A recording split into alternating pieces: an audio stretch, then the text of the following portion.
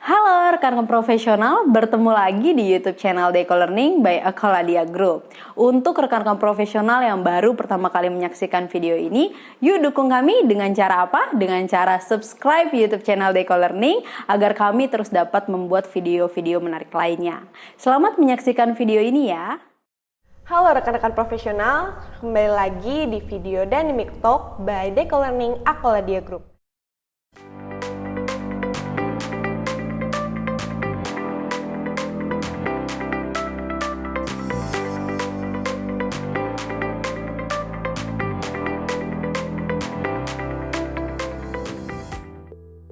Bersama saya Halima dan kali ini kita akan membahas mengenai Project Scope Creep di dunia migas. Nah, untuk diskusi kita kali ini saya sudah kedatangan seorang narasumber yang bisa nih membagi pengalaman dan ilmunya mengenai Project Scope Creep ini di dunia migas. Saya sudah kedatangan Bapak Reza Muhammad Ilham, PMP. Halo, selamat siang Bapak. Siang Mbak Halima. Apa kabarnya hari ini Bapak? Alhamdulillah baik. Okay. Mbak Halima sendiri gimana? Alhamdulillah saya juga baik. Oke Bapak, terima kasih banyak sudah meluangkan waktunya untuk berdiskusi bersama rekan-rekan profesional semua mengenai Project Scope Creep di industri migas. Mungkin sebelum kita mulai diskusinya nih Pak, ada beberapa rekan-rekan profesional yang sebelumnya belum pernah mengenal atau melihat Bapak. Jadi boleh nih Pak dikenalkan siapa sih Bapak itu, kemudian proyek-proyek apa yang pernah dan sedang Bapak jalani saat ini. Terima kasih Mbak Halima. Mungkin perkenalan teman-teman, nama saya Reza. Saya di industri migas sudah bekerja selama sekitar 14 tahun. Kebetulan saya bekerja di salah satu operator migas di Indonesia, baik di onshore maupun offshore. Saat ini juga saya memegang sertifikasi PMP dan RMP. Saat ini saya memegang beberapa proyek baik IT maupun konstruksi. Oke, ternyata sudah sangat lama ya Pak Reza ini berkecimpung di dunia migas dan project management ini, dan mungkin kita bisa langsung masuk ke pertanyaan yang pertama nih Pak. Boleh. Kita sudah tahu bahwa Project Scope Creep dalam project management ini merupakan suatu perubahan, baik yang terkendali maupun yang tidak terkendali. Nah, menurut Bapak sendiri nih, seberapa penting sih untuk para project manager ini menghindari untuk akan terjadinya scope creep tersebut? Sangat penting menurut saya bahwa setiap project manager sadar bahwa scope creep ini akan mengganggu project, terutama bagaimana project objektif dapat tercapai ketika projectnya mengalami scope creep. Jadi setiap perubahan apabila tidak terkontrol kemungkinan besar akan mengakibatkan tidak tercapainya proyek objektif, baik durasi proyeknya yang terhambat ataupun memang biayanya akan membengkak. Jadi menurut saya setiap project manager itu harus dari awal mengerti bahwa apa yang namanya scope creep itu harus dihindari. Oke, ternyata memang sepenting itu ya Pak. Betul. Karena dampaknya juga akan sangat besar dan banyak untuk proyek tersebut. Kemudian boleh nggak sih Pak berikan satu atau dua contoh scope creep di dunia migas yang Bapak tahu atau Bapak pernah alami? Iya, sebenarnya kalau saya boleh mundur ke belakang lagi, bahwa scope creep itu adalah perubahan yang tidak terkontrol. Nah, ada dua bagian dari situ, yaitu perubahan dan tidak terkontrol. Memang setiap perubahan itu tidak bisa kita katakan jelek ataupun tidak bisa kita katakan bagus, tergantung dari bagaimana project itu mengontrol perubahannya. Jadi kalau saya memberikan contoh, misalnya sebuah contoh bagaimana sebuah project lingkup kerjanya bertambah karena mengakomodir tim maintenance yang membutuhkan akses tambahan atau membutuhkan peralatan tambahan, itu bisa dikatakan baik atau bisa dikatakan buruk. Bisa dikatakan baik kalau memang project itu mengontrol perubahannya dengan baik. Tapi ketika project itu tidak mengontrol perubahannya dengan baik, itu bisa dikatakan menjadi scope creep. Nah, perubahan-perubahan yang bertambah seperti ini mulai mengagregasi, bertambah terus sehingga akhirnya membuat projectnya dapat terganggu. Oke, ternyata scope creep ini adalah perubahan yang memang tidak terkontrol, yang berdampaknya buruk ya Pak? Iya, seperti betul. itu. Nah, menurut Bapak sendiri, kenapa sih scope creep tersebut bisa terjadi dan bagaimana hal itu terjadi? Ada dua bagian lagi menurut saya. Ketika yang pertama adalah bagaimana seorang project manager membuat projectnya lebih kuat dalam mendefinisikan sebuah lingkup kerja.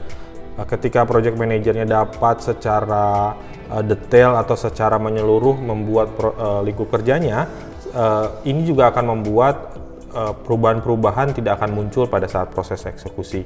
Dan yang kedua adalah bagaimana walaupun ada perubahan, bagaimana seorang project manager dapat mengontrol perubahan itu. Nah, banyak cara yang dapat dilakukan, tapi yang paling utama adalah bagaimana kita membuat sistem atau membuat prosedur untuk menghadapi sebuah perubahan. Biasanya bagaimana perubahan itu masuk ke sebuah tim yang akan mengaksesnya, apakah perubahan ini dapat diakomodir atau tidak. Sehingga perubahan itu tidak serta-merta setiap muncul itu bisa diakomodir atau dilaksanakan. Harapannya dengan adanya assessment ini dapat menghindari perubahan-perubahan yang tidak terkontrol. Oke, baik. Jadi memang perlu untuk menyiapkan ya Pak, agar perubahan yang tidak terkontrol ini dapat tidak terjadi dalam suatu proyek. Oke. Nah, sebelum lanjut ke pertanyaan selanjutnya nih Pak, saya ingin mengingatkan ke rekan-rekan profesional yang sedang menonton video ini, kalau kalian merasa video ini sangat bermanfaat, kalian jangan lupa untuk klik tombol like dan juga share ke rekan-rekan profesional lainnya agar video ini dapat lebih bermanfaat bagi banyak rekan-rekan profesional. Nah, kalau kalian belum subscribe ke channel ini, jangan lupa untuk klik tombol subscribe-nya dan nyalain juga lonceng notifikasinya agar kalian tidak ketinggalan video-video bermanfaat lainnya. Nah, kita lanjut ya Pak ke pertanyaan selanjutnya. Nah, kalau kita sedikit tarik nih Pak ke awal mula project. Nah, dalam project migas sendiri itu kan banyak sekali nih persiapan-persiapan hal-hal yang harus diperhatikan dan disiapkan sebelum project dimulai. Sehingga terkadang para project manager ini sangat fokus terhadap persiapan-persiapan tersebut dan kadang miss atau lupa nih Pak untuk mewaspadai kemungkinan adanya project scope tersebut.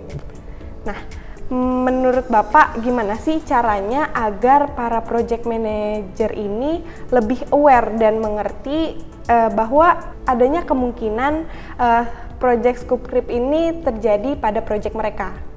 Oke, kembali lagi mungkin yang saya perlu ingatkan ke setiap anggota tim project bahwa scope creep ini merepresentasikan sebuah resiko negatif, sehingga seharusnya pada saat persiapan project, setiap tim project menyadari bahwa projectnya bisa terkendala akibat scope creep, sehingga dari awal tugasnya seorang project manager memastikan bahwa lingkup kerja yang disusun di awal itu sudah cukup kuat dan sudah cukup menyeluruh, sehingga perubahan-perubahan yang muncul mungkin tidak akan yang terlalu signifikan. Yang kedua adalah bagaimana setiap anggota tim memastikan bahwa proses pengontrolan perubahan ini dapat terlaksana dengan baik. Oke, ternyata seperti itu ya Pak.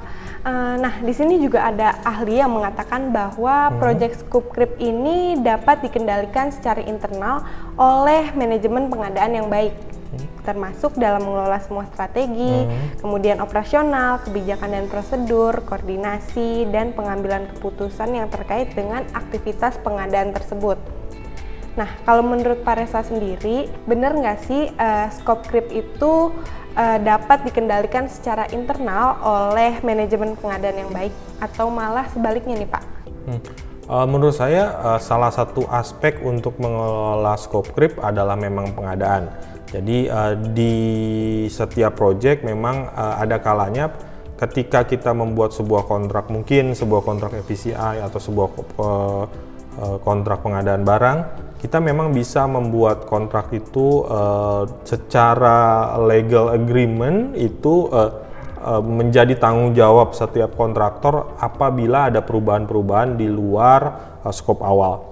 Namun perlu mungkin saya share juga, ketika kita membuat kontrak yang terlalu rigid, terlalu umum, itu akan membuat kontraktor atau biddernya sendiri memasukkan harga mitigasi resiko terhadap scope creep itu di harga awal, sehingga kemungkinan besar kita akan mendapatkan harga proyek yang cenderung lebih tinggi dari biasanya.